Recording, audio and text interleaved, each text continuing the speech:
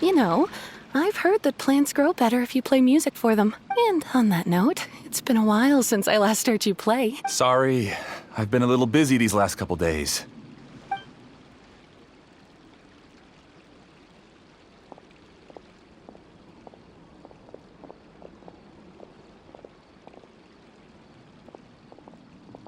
Oh, the Dendro Archon. What a pleasant surprise. Oh, welcome, Great Dendro Archon.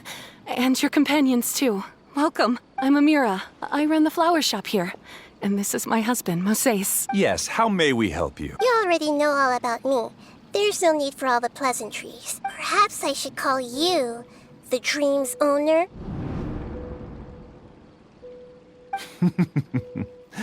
As expected of the Dendro Archon. I'm sorry, Amira. It seems my research has attracted the Dendro Archon's attention. Why don't you go back to the flower shop? I'll come help you a little later. Okay, of course, dear. I'll see you later.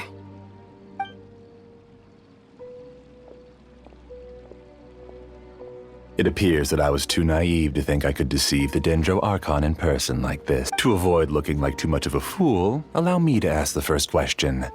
How well would you say you understand this dream? This dream was built by the Akasha, and it has the power to create imaginary people who no longer exist in the real world. As for you, you found a unique way to become the owner of this dream, going so far as to have even given up the ability to wake up again. Given up? The ability to wake up? Impressive! You truly are the embodiment of wisdom. Please, tell me how you were able to arrive at such a conclusion. In return, I'll answer the question you're most curious about. It's simple. Apart from you, this space only consists of real people who are dreaming and imaginary people who are created here. Although you are here and appear no different from the others, I can't sense your dream. How can I wake up a person who's already awake? Fascinating. Since you're the fully awake owner of this dream, it can never collapse from you waking up. Theoretically, this should also give you absolute control over this place. I have to admit, it really doesn't get much better than that. But even knowing all of that, one question remains. How did you do it? Isn't the answer right in front of you, great Dendro Archon? It's because I've dedicated my entire reality to this dream. I uploaded my entire consciousness into the Akasha when it was still running. Actually, this all started because of an accident. My original goal was not about the Akasha or a collective dream. No. You were motivated above all to create a hyper-realistic person. The desire to reconnect with a real loved one is the one shared sentiment between all our dreamers. That's right. However, human models are too complicated. Only the Akasha has a jnana energy supply powerful enough for me to generate and sustain my model. The Akasha is truly magnificent. If I siphoned a minuscule amount of its energy, nobody would even notice. And even this minuscule amount of energy was already more than enough for my purposes. Even using just crude methods, I was still able to train a fairly realistic person. I named my first work Amira. Huh? You mean the girl we just saw? She and I entered the academia on the same day. Starting with admission procedures, we bumped into each other 6 times on just that first day. And because of that one day, we eventually went on to fall in love. We studied, conducted research, and made breakthroughs together. Our rhythm was always in step. I felt like we were 2 separate bodies that shared the same heart. However, Elazar later took her from me. Yes, I need more training samples to perfect Amira's personality. I found their details in the Akasha's database. Using the pretext of testing for mental health disorders, I implanted signaling devices in their bodies. This way I could connect them to a network, and Amira could feel their yearning. Little by little, they helped her to grow and develop a warm, human personality. To improve my efficiency and allow myself to focus on nothing but my research, I uploaded my consciousness as well, and became a part of the network. So, technically speaking, it's not that you won't wake up, it's that you can't wake up. Yes, because the Akasha was suddenly turned off, I lost all of my jnana energy. I became imprisoned in the very network I had constructed. At first, I panicked. But after coming to grips with the situation, I realized that I could restart this world as long as I could find a replacement source of jnana energy. That means everyone in the network is providing you with jnana energy! That's all there really is to it. I don't think I'm doing anything wrong. I'm just saving them as well as myself. I provide a beautiful dream, and in return, I harvest their jnana energy as fuel for the dream. They can wake up anytime they wish. People need to sleep anyway, so why not have some beautiful dreams while they— I agree. This is the home we spent a great deal of effort on to build for ourselves. Yeah, she's right. We're staying here of our own free will. I don't understand this at all, but I just want to spend some more time with my family. I don't want them to be sad. Thank you, dear. Great Dendro Archon, I hope you can understand. You don't need to gather around here. It's all right. The Great Dendro Archon is nothing if not kind and considerate towards her people. She won't interfere with what we're doing here. Uh-oh, now he's playing dirty!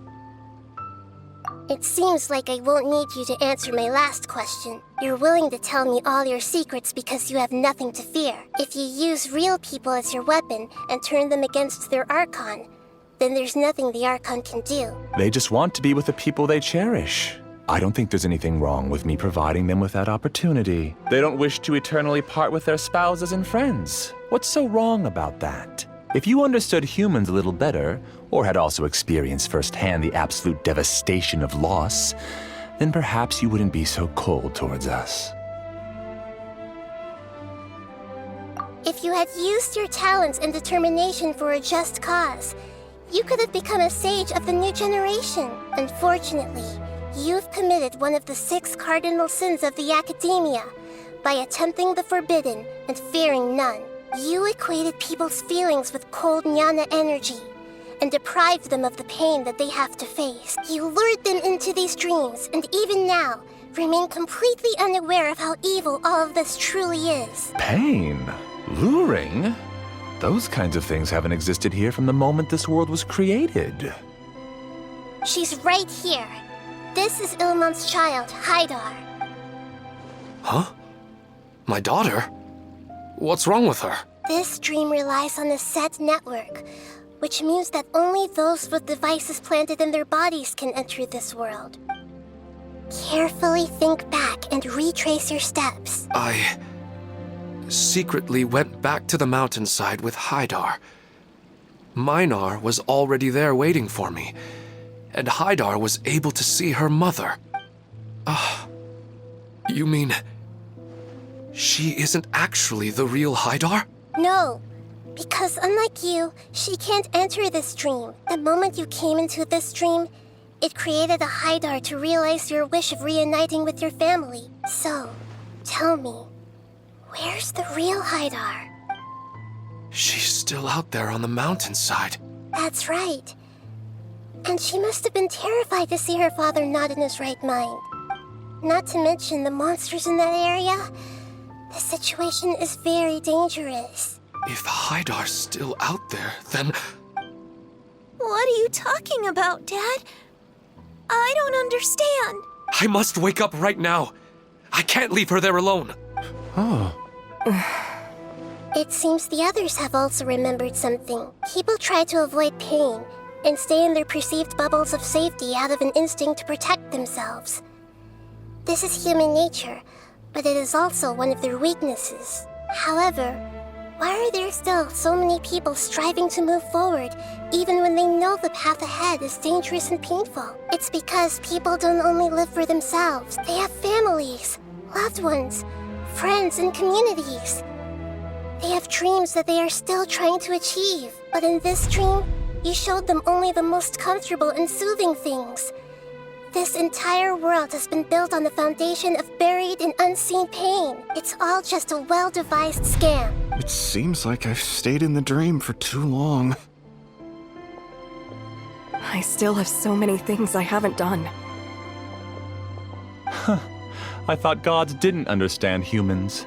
That would have explained why they created such a flawed world where countless tragedies took place. I didn't expect you to arrive at the answer through sheer power of observation. But unfortunately, it means nothing now. If you wanted to spend a little time in the waking world, go right ahead. In any case, I wanted to spend some time alone with Amira. As long as this dream continues to exist, you'll come back. Humans aren't as strong as you think.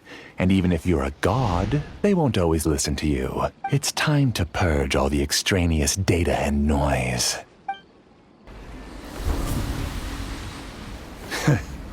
You haven't won just yet. This dream is mine! If I go into hiding here, not even an Archon can ever find me. And as long as people yearn for happiness, they will return here and rebuild this paradise! Hey, stop! What's that? The dream is spiraling out of control and is collapsing now.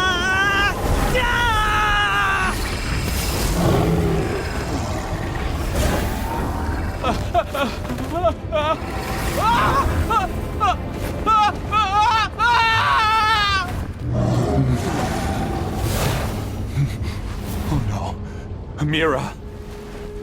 Amira! Amira!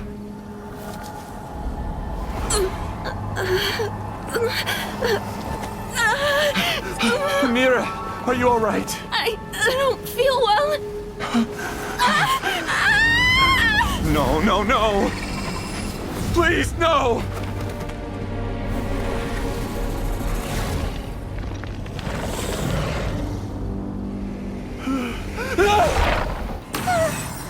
Glad that's over. But what happened just now? He's not very proficient in using the Akasha's technology, and he spent a lot of Jnana energy creating monsters. Now the system is out of control. All the people he created also turned into monsters, including Amira. It's terrible, even for a dream. Even Paimon's freaked out.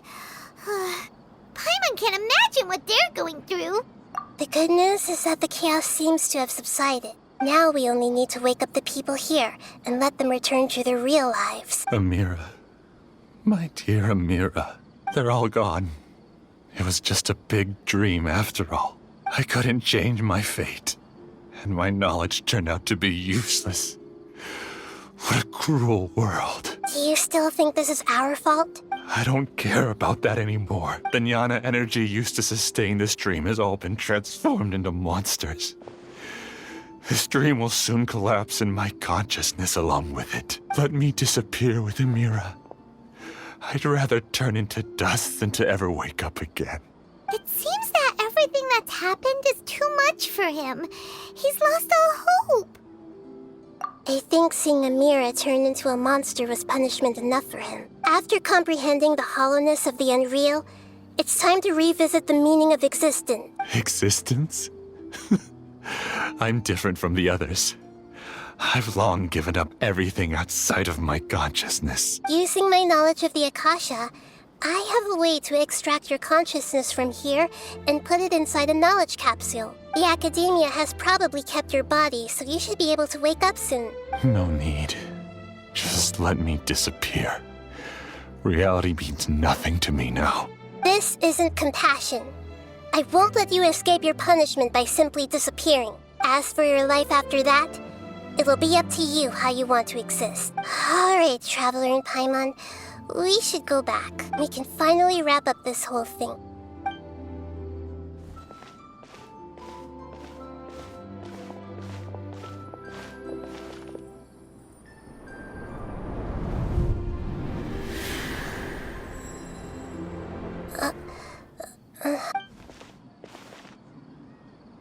What's wrong, Nahida? Oh, nothing. Let's tell the people here to gather at a moment of dreams after they wake up.